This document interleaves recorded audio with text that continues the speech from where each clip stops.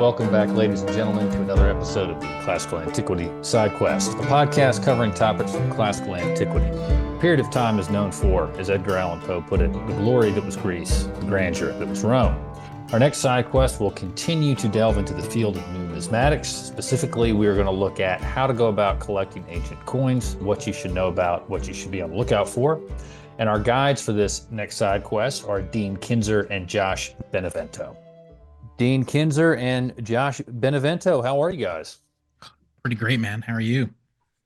I'm doing well. Thank you for coming on. I appreciate it. I don't think I've done one before with two folks on, so we'll see how this goes. But thank you both for coming on. I appreciate it. No problem. And you'll find that Josh is the smart one and I'm kind of the dumb one, so it's probably best to get your answers from him anyway. That's funny, Dean. All right. Well, why don't you guys walk us through what I like to do for first-time guests is give them a chance to tell us how they got into the field that's traditionally known as the classics, and then also into coin collecting. Yeah. Josh, I'll go first, which is traditional. So anyway, my father was actually a coin collector when I was a kid. And so I started like the rest of us in the gateway drug of American coins. And so we collected American coins until, I was an early teenager. And then I kind of broke apart. I separated from my dad and we didn't have as many interactions as I got older. But as he got a little more frail, a little more ill, I actually came to live with him to take care of him. And he still had these giant collections, and one area of this collection was ancient coins. And it was very easy for me to part with American coins, but it was just, my dad was a very Christian guy, a very biblical guy. And so he had, I don't know, maybe 30 or 40 or 50 shekels of Tyre, and he had tribute pennies and these coins that I'm thinking to myself, well, that can't be common. I mean, there can't be tribute pennies laying around. That should be worth more, but also the actual, this is 2,000 years old. I can't believe that. And so I had real heartburn getting rid of his ancient coins, and I kind of started to inquire about it. And over the years, I've, kind of grown in it. I wouldn't consider myself an expert in anything. I know a little bit about the imperatorial period, between Julius Caesar and Mark Antony and all the favorites. But I have had such a huge passion for ancient coins, the history that they connect us to. And just, as an American, I always think of antiques as something that I go to a store that's 50 years old. And this is something completely different than that. And that's really why I've gotten into it. Josh, you want to go ahead? Yeah, sure, Dean. So my coin collecting journey kind of developed from American coins and transitioned to ancient coins over the course of most of my life.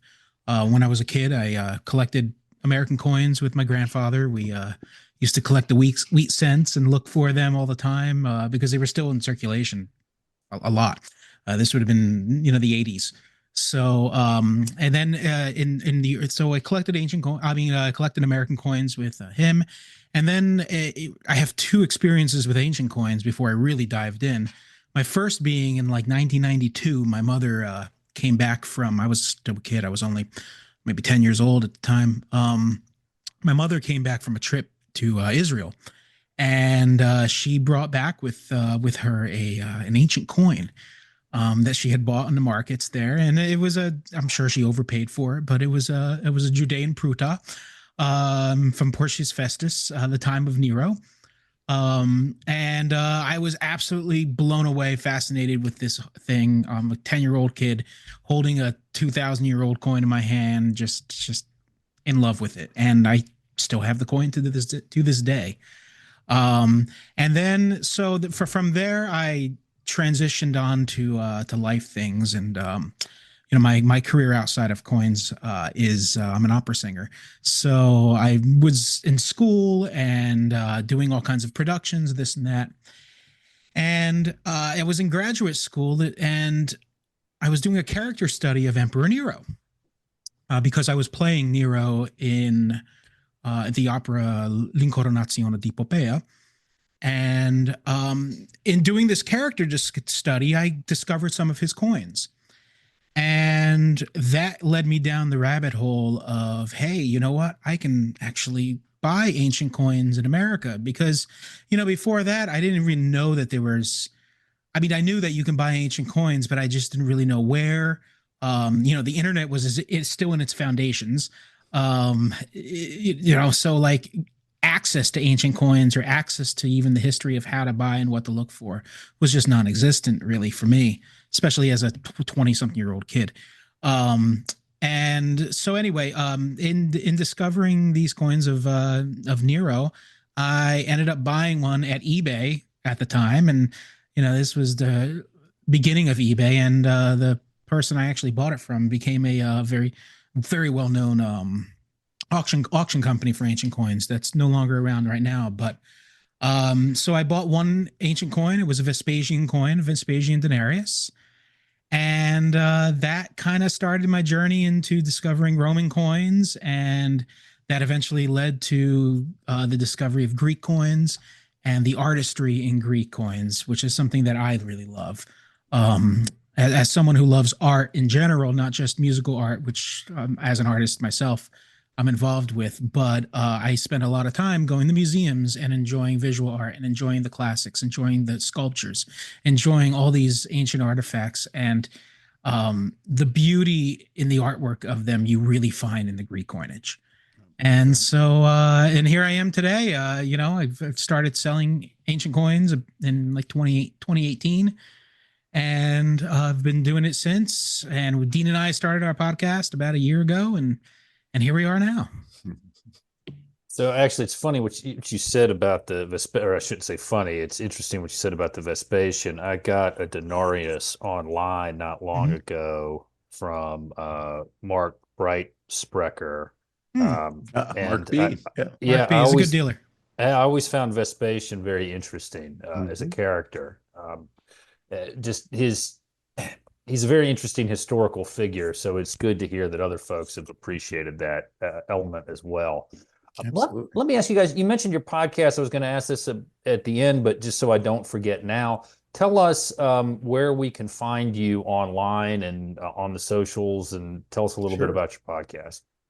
So we have the Ancient Coin Podcast Hour, the Ancient Coin Hour, on YouTube and Spotify. Josh and I have hosted for a year.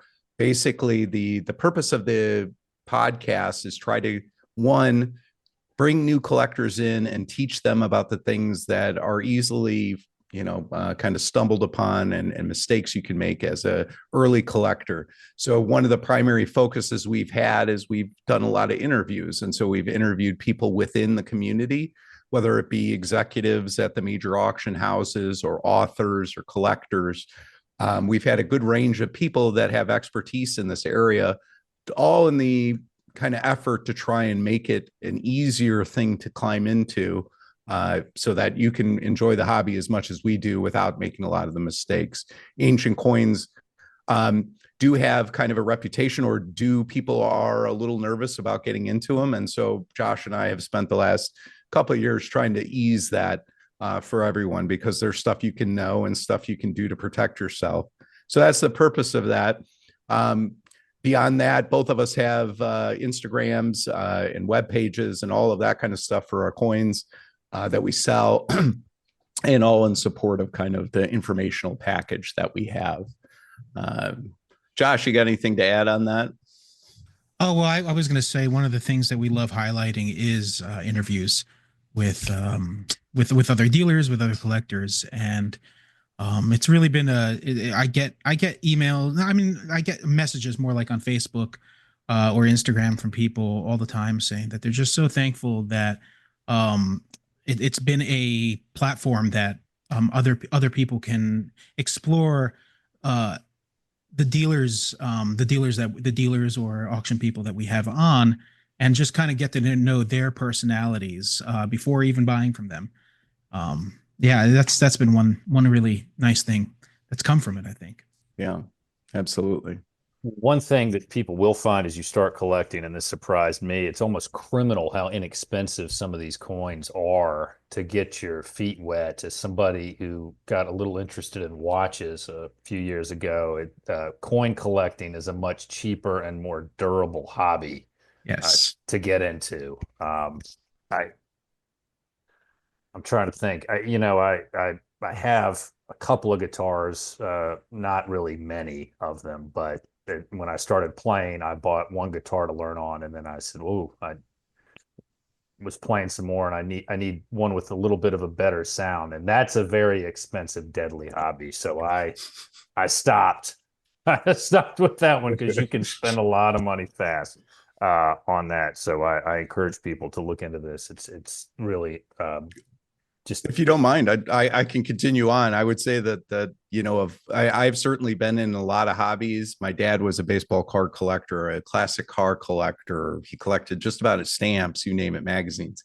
Of all of the hobbies that you can get into, I would say that this is probably the last best undiscovered country for people to get involved in. Whereas American coins and world coins, a lot of those have price guides and regimens and all kinds of stuff that you can come to expect within that collecting area. Ancient coins are not that. Ancient coins don't really have a grading system. We have a grading company, one of them that does that, but does not guarantee authenticity. So it's still kind of a wide open area. I'm certain that over time, as collectors get involved, that will be more regimented, like the American hobby. But it's a great time to become interested in this area, because I think there's still a lot of opportunity to see value in something that maybe somebody missed. I definitely, I was going to say, I definitely think that ancient coins are very undervalued, Right. as a whole. I mean, like you said, you bought a Vespasian denarius. Pretty much anybody can really buy a Vespasian denarius, a pretty decent one for less than $100. I mean, if you want to get a really, really nice one, you could probably spend maybe $200-300 for one. Well, that's the thing. I think mine was like $20. It was kind of the not great quality ones, but they're still, 2000 years old. Oh So it's yeah. hard to pass on it. But I was thinking about, as you were explaining it, with the guitars when I was doing that, I just started to notice the difference in sounds and the different price. And you're an opera singer, so I'm Hmm. sure that resonates with you. It And a guitar player. Yeah, oh yeah, so you know exactly what I'm talking about. There's a Absolutely. difference. I mean, look, I love my acoustic Fender, but when I got this Martin guitar that I have, Mm, and the way that wood will vibrate and the string will vibrate after you play it, you notice a difference. But that is a very deadly expensive hobby, so yes. I had to put a stop to that. But let's talk a little bit about Kinzer Coins. Tell us a little bit about what you all do and how you all got started, and what's been the biggest challenge for you as you got it up and running. Well, okay. So I represent Kinzer Coins, Dean Kinzer. Josh has his own brand, JLB Coins. We both sell ancient coins. I've been in it really as a continuation of my hobby. So I started collecting, and then it became to where that I would have to sell my own stuff to get new stuff. And so I became pretty good at selling the old stuff. And, I've kind of, I guess, kind of come to grips with the fact that you're only going to have something for so long before it's gone, and some of that you can control, and this way I can control when I get rid of something or when I don't. uh, what I would tell you, just as a marketplace, ancient coins do not really have a big marketplace. There are a number of websites, probably 40 or 50, that have ancient coins in some form or fashion on them. A lot of those websites are dated or not upkept. And a lot of those do not have current information in them. And so really, I saw that there was an absence of this presence on the internet, and it was, it behooved me to try to be a first mover, or try to get in as soon as I can. I understand the market, at least insofar as that I can move material. So why not try? And I have always been somebody who's been successful in business outside of coins.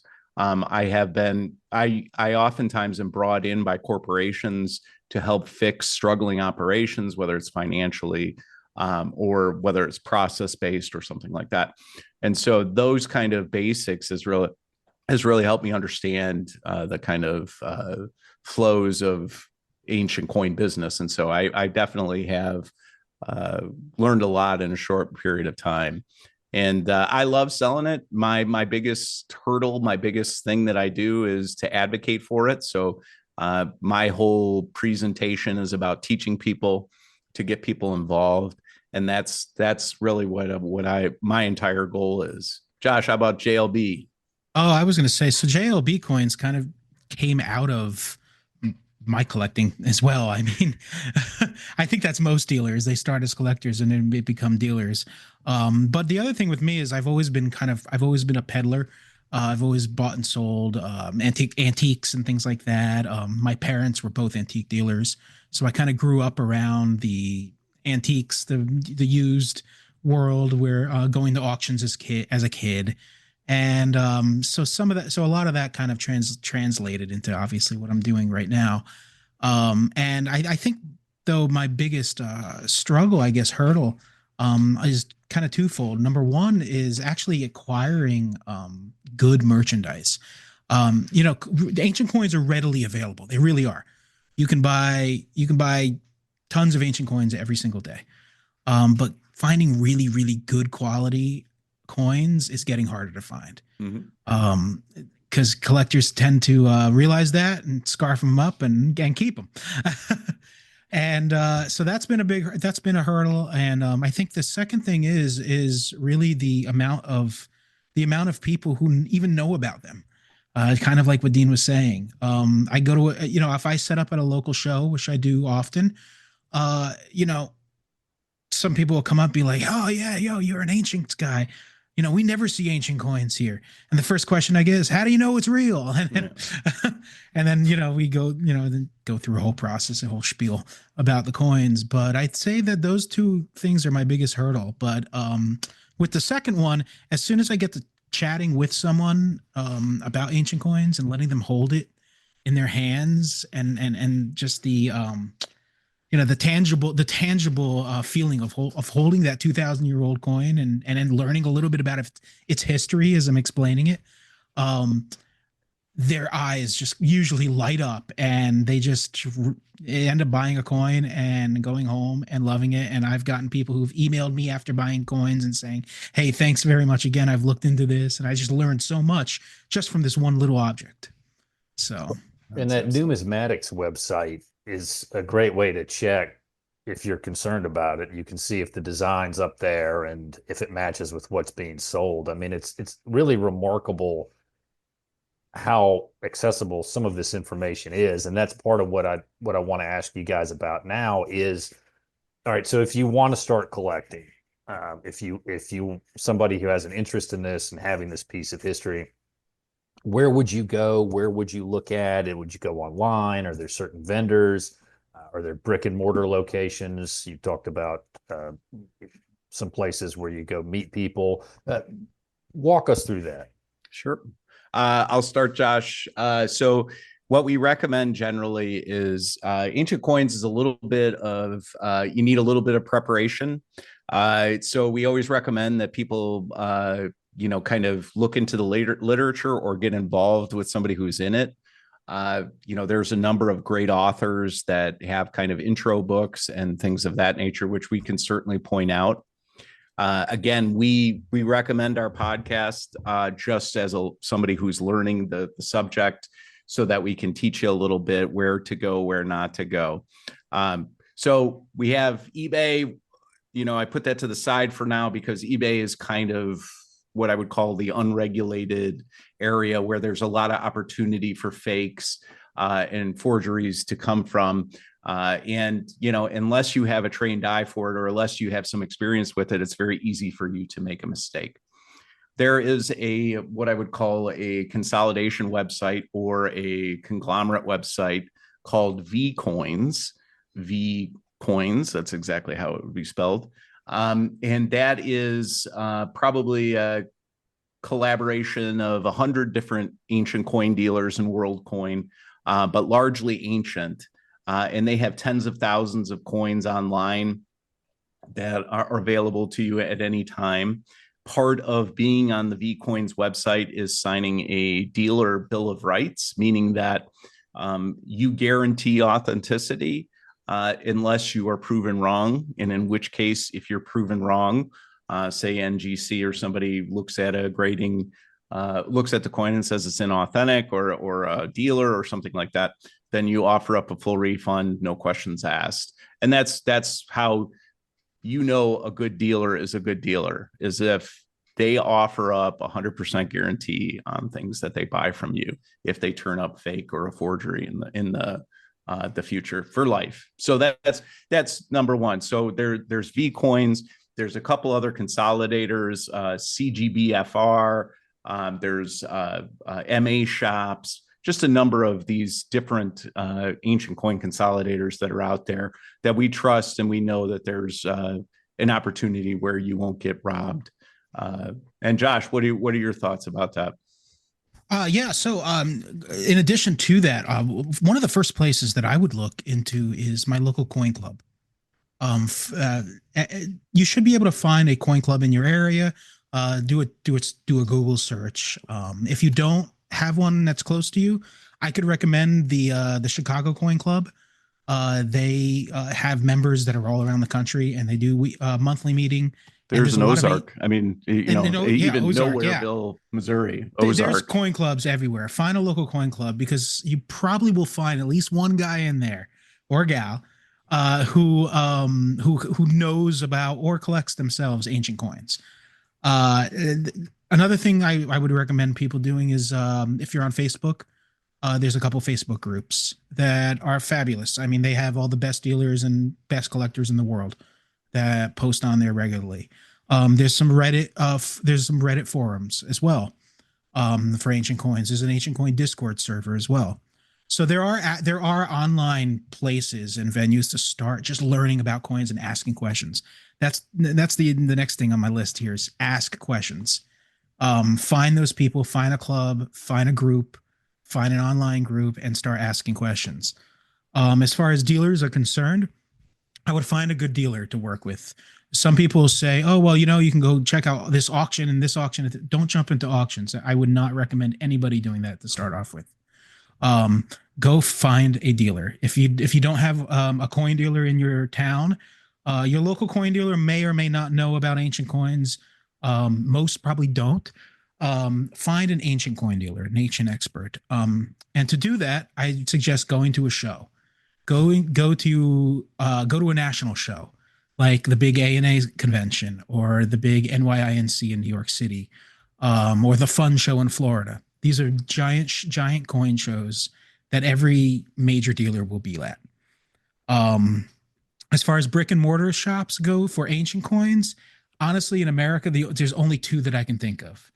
And they both happen to be in Chicago. There's Shanna Schmidt Numismatics Incorporated, and then there's Harlan J. Burke. They're both coin dealers and ancient experts. I can't think of any other brick and mortar. Palmyra in New York. Palmyra in New York City. Yes, that is another one. You're right. Dean. Yeah. No, really.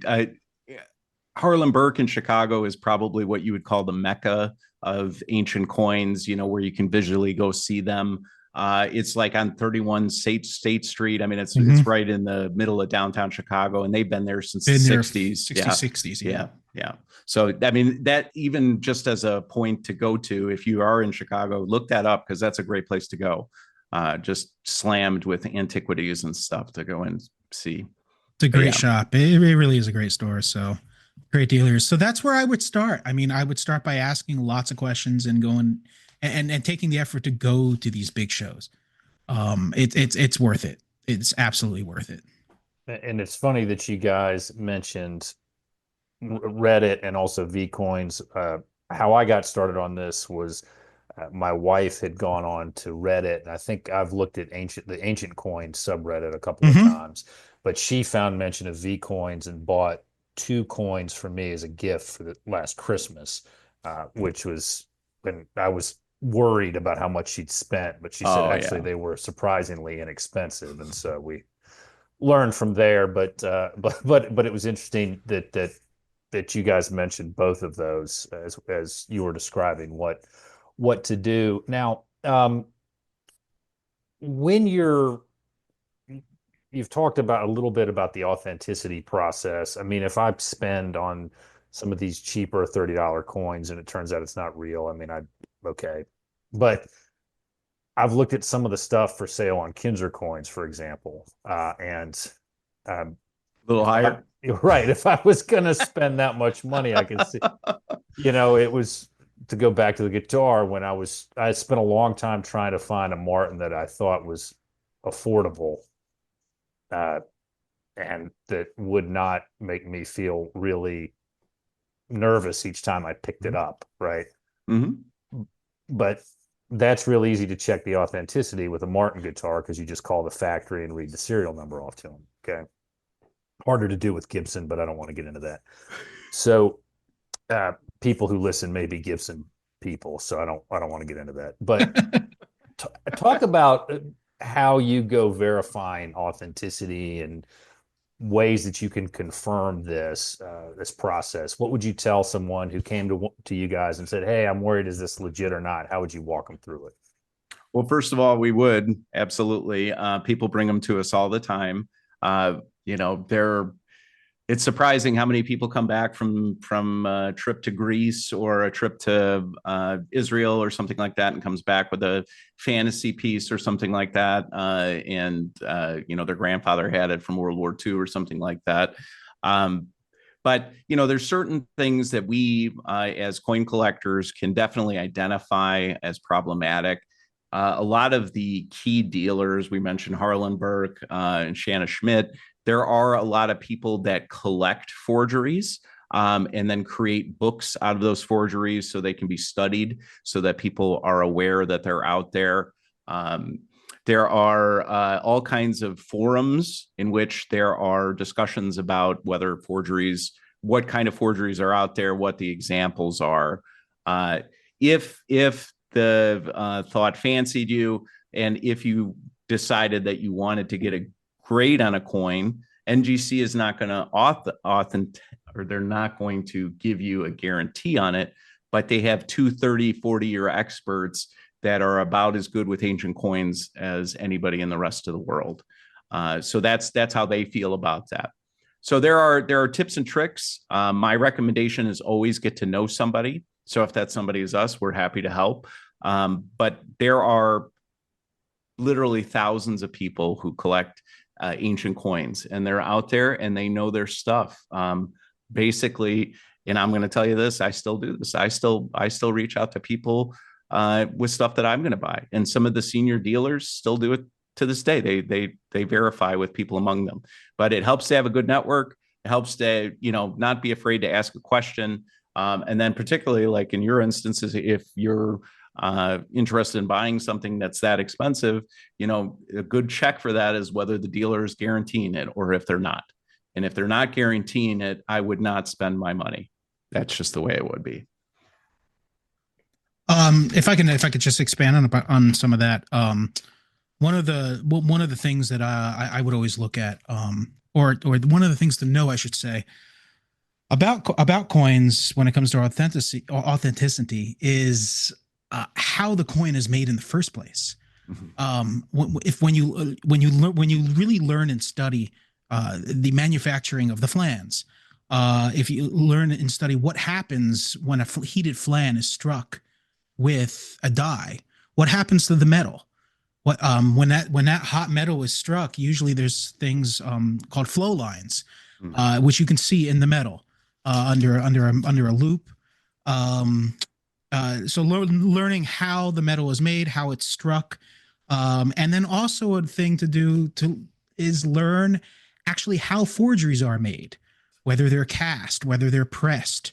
And there are books out there that kind of describe all this. Some of them are hard to get, but there are books on counterfeiting. There are books on how the coins are made. I mean, one of my favorite books for that is the Cray book.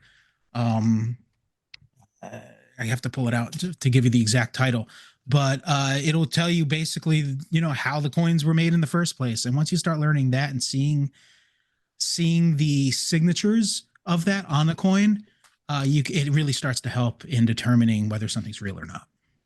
That's right. That's right. 100%.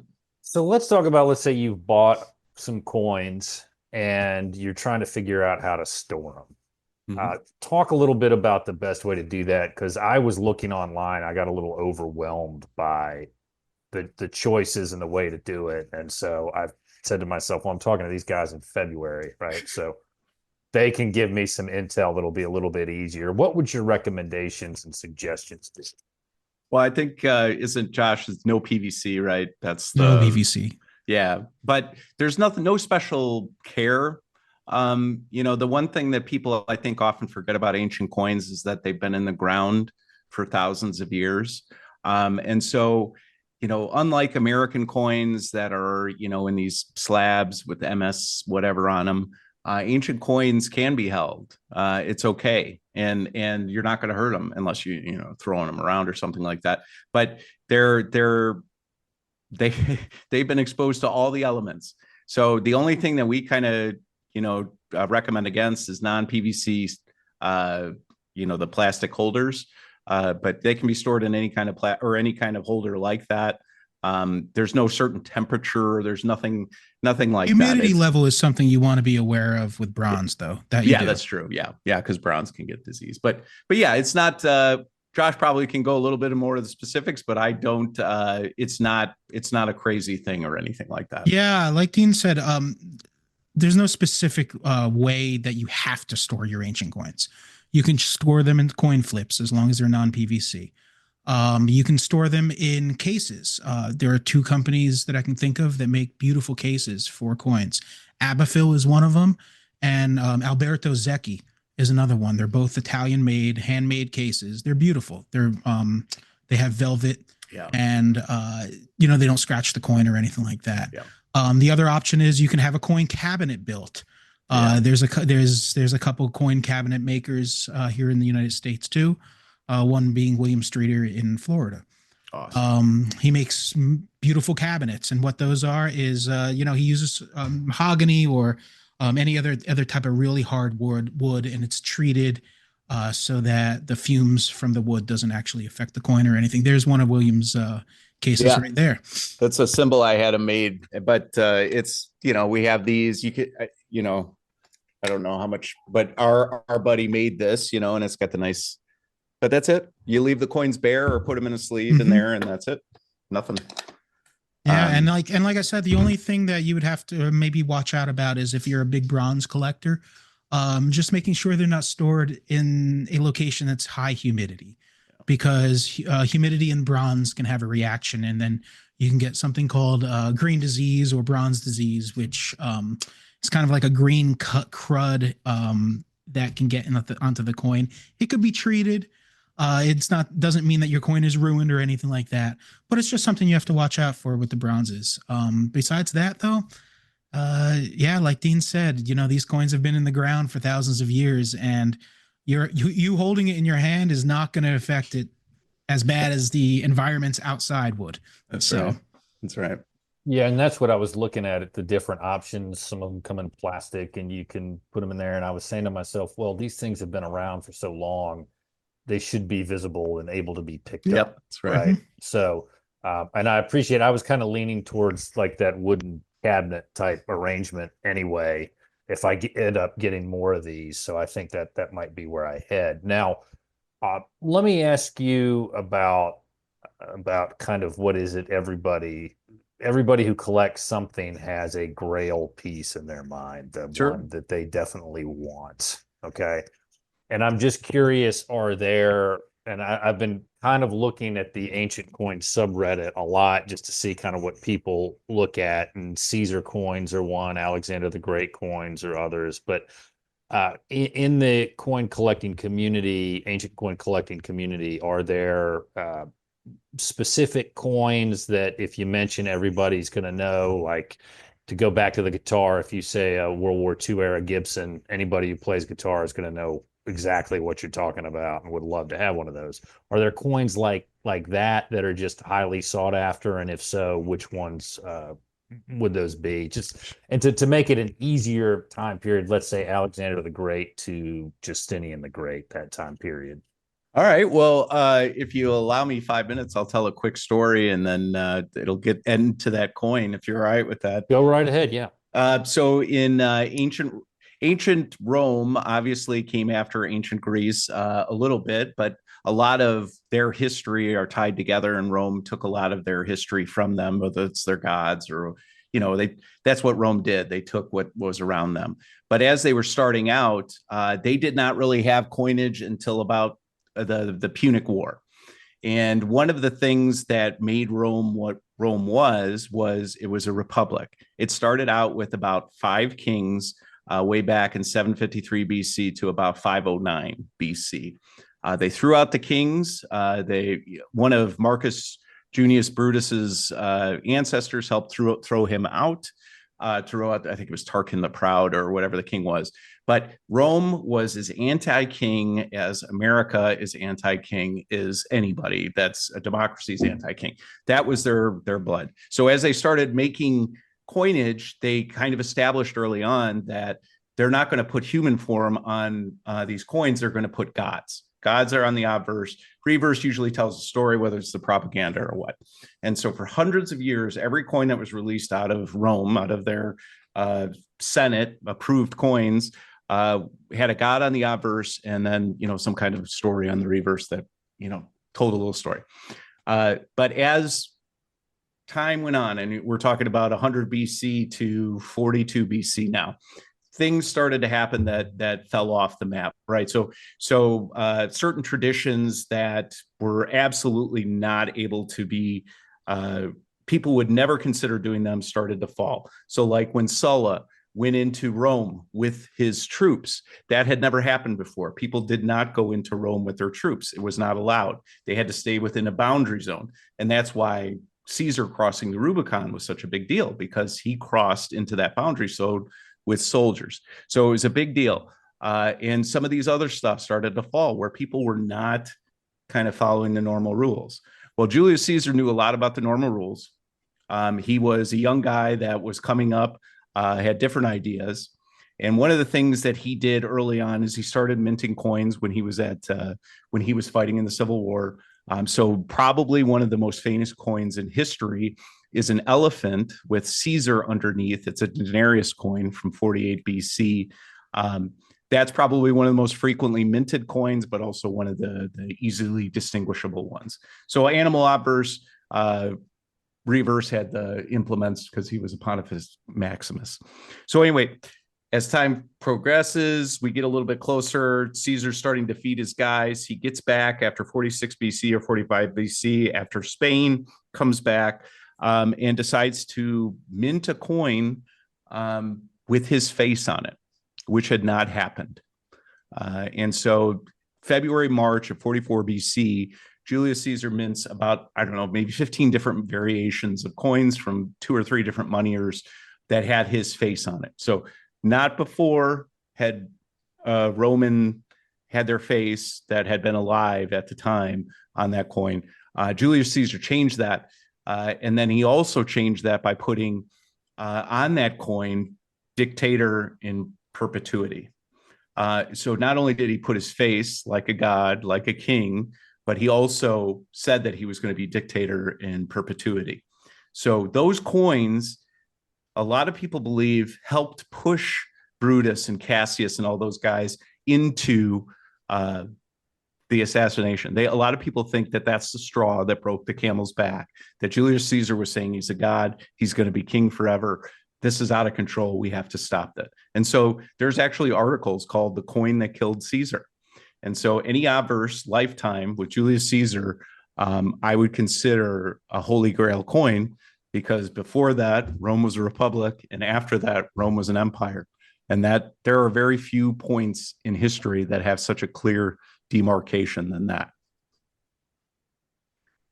Hopefully I wrapped that up in 5 minutes. No, that was great. That was great, because that ties into The episode, depending on when I post this, it will be a later episode or it will have already aired with Dr. Jen Garish about Caesar's Civil War and what, if anything, we can learn from that and what, if anything, it actually accomplished.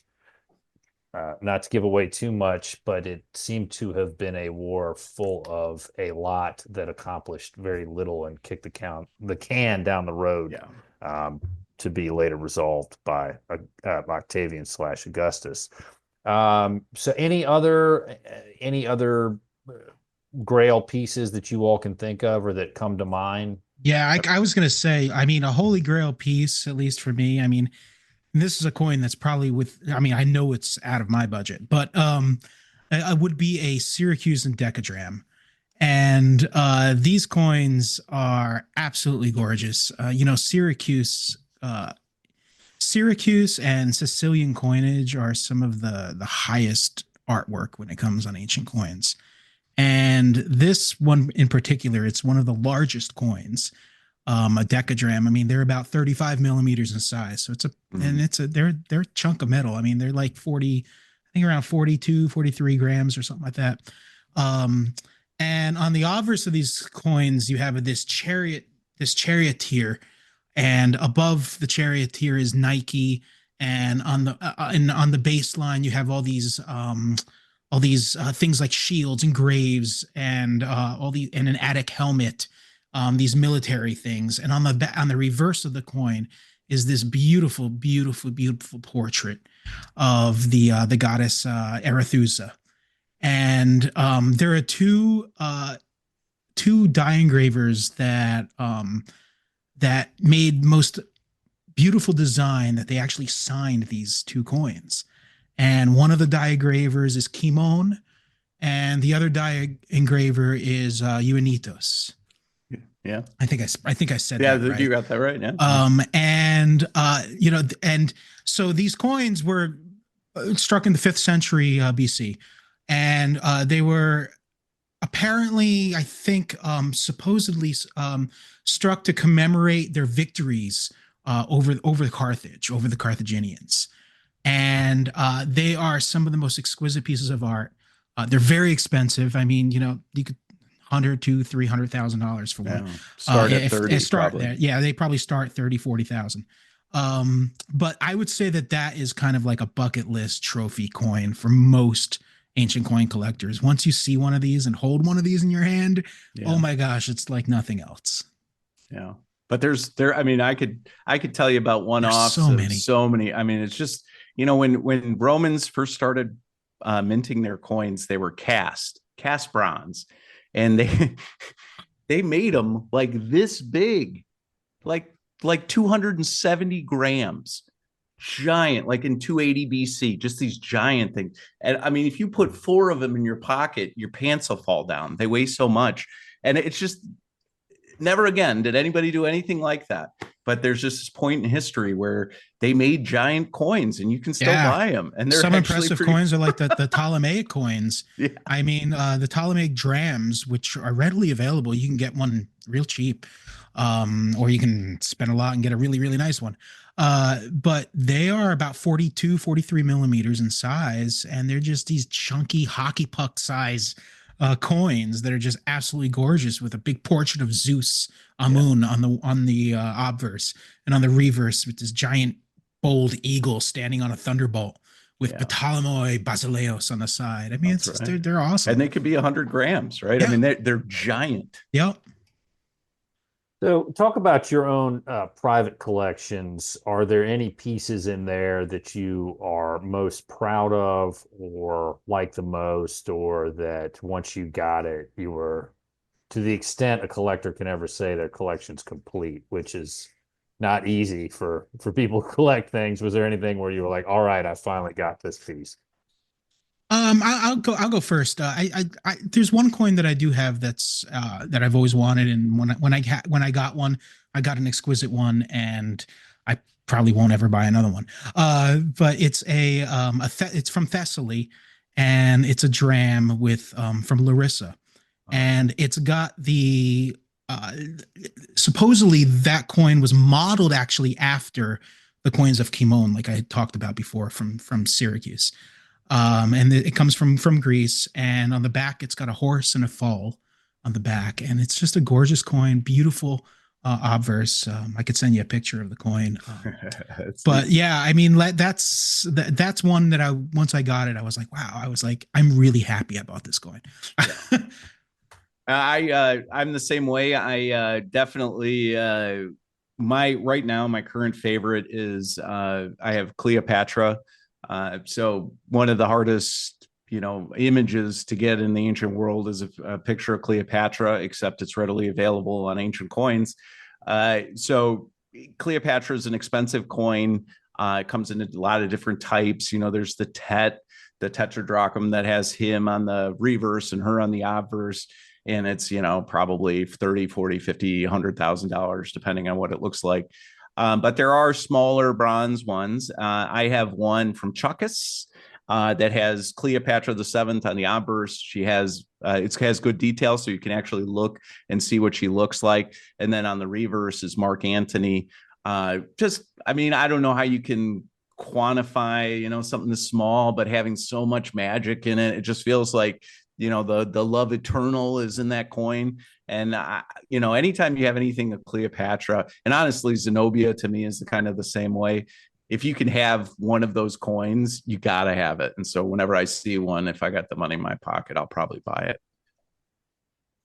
Well, let's talk about the closing matters portion of the podcast. Then one thing I like to do is have people recommend books to read. It can be any type of books, and also suggest recommendations for future podcast episodes. So if both of you wouldn't mind giving us a book to read and then suggesting a recommendation for a future episode.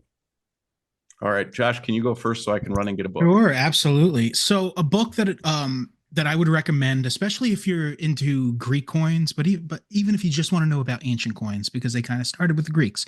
It's called Archaic and Classical Greek Coins, and it's by Colin M. Cray. And this book will tell you the foundation of coins, why coins were made, the history behind it, how they were made, the process of making the coin, all the way down into the different various regions throughout the Greek world, and about the coinage that came out of this region and how it relates historically as well. So that's definitely a book I would recommend. Okay. And sorry, I didn't interrupt you. So I always, for beginners, I always recommend anything from David Sear. So this is his imperatorial book. He has a series of books. There's probably 5 or 6, right, Josh, or maybe more. Yeah. The way these are told are very interesting. They have price guide on it. Forget that. That's not worth it. But he kind of goes through the history, but he tells what he knows about the dies, what the story is, how that ties in. And this one's particularly interesting because it goes from 49 to 42 BC and then to 27. So you get like the whole story of the war between Julius Caesar and Pompey and Octavian and Mark Antony, all in this book with the coins to match up to them. So it's like a chronological story. So I always recommend David Sear. He's an easy read, a lot of history. And you can also do like I do. I use it as a checklist. There's little checks by the coins in the pictures and stuff. So I mark off what I have and what I don't have. So that's why I always recommend anything from David Sear. Okay. And then future podcast episodes. So for future podcast episode, I mean, I'm not sure if you did one of these yet already, but I think something on the Diadochi would be really awesome.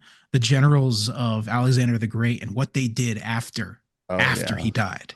Yeah. Because honestly, that's kind of one of those moments I think that helped reshape the world into what it is almost today, if you think about it. What happened to that great empire once he died? That's right. The struggles between the generals. I would say I would think that you could do an entire episode on Decimus Brutus, just because everybody thinks of Marcus Junius Brutus as this mastermind, but he's actually the bigger betrayer. Decimus. They were a lot closer. And Decimus actually, went to breakfast and convinced Julius Caesar to come. So Decimus was very, very key, but he was also one of Julius Caesar's most trusted soldiers. And there's just a lot. I mean, he trusted him with Messana. He trusted him in Gaul. It's just an interesting thing. But to me, he's definitely of all of the turncoats, he definitely is the worst or the best, depending on how you look. Or I'm sorry, one more. Casca. Casca was also at the assassination. He's the one who did the stab death blow, and he has coins, and his cousin have coins from that time period. So you can actually buy a Casca. You can get the guy who actually did the death blow to Julius Caesar his coins. So anyway, sorry. No, I like that because I've been thinking of the portrayals of Brutus in history, and we don't have Brutus's surviving accounts, but I do think there's a very interesting discussion to be had about. I think Brutus was legitimately concerned about the tilt towards monarchy and the dictatorship, and to view him as someone who belongs in a circle of hell as a betrayer and a terrible, terrible person, I think is a mistake, especially when you really think about how Caesar decimated the Gauls and invaded Britain primarily so he could have enough money to keep bribing people so he could keep getting elected. It's a really interesting, but he wrote a book that survived, and it helps when you have that written account that others don't have. And to go back to the generals of Alexander the Great, man, you got to have a succession plan, right? Oh yeah, You got to plan for what comes next. Mm-hmm. And I do think what really would have been interesting was we had an episode about Alexander to kick off the podcast with my friend Victor. How different, to your point, how different the world might have been if he'd been able to find a way to bridge what we now call the East and the West. Persia and Greece. That has been an area with a lot of instability, a lot of wars, a lot of conflict, and Alexander had this idea of finding a way to bridge the gap between those two. And to your point, that's something that you do wonder how different things could have been if a different person in a different set of circumstances had been allowed to foster and develop. I mean, we'll never know, but it's right. Like Seleucus kept his Persian wife, right? He was the only one that kept his Persian wife. And imagine if 50% had saved their Persian wife. It's just, it's so, and Alexander had gone so far out there that it was a little crazy, but I totally understand where he was coming from. I understand the idea, but certainly still has not worked to this day. Yep. And that's really interesting. Now, those are excellent topics. I'm glad you all suggested them. Well, guys, thank you so much for coming on the podcast. I really enjoyed it, and I hope everybody who listened learned a lot. And if folks get into a new hobby, then I hope they're informed and go in a little bit wiser. Now, if you want to stay in touch with the podcast, go to the website, bullcitycoordinators.com. Check out the socials, either at Duke FB Coverage or at Antiquity Pod. Hey, why don't you give us a call, 540-632-0160. Leave a message, and you'll get in an episode. Thanks to Brent Arehart, who put this wonderful theme music together. And stay tuned, folks. More episodes are coming because, as you know, Classical Antiquity Sidequest is a podcast without end.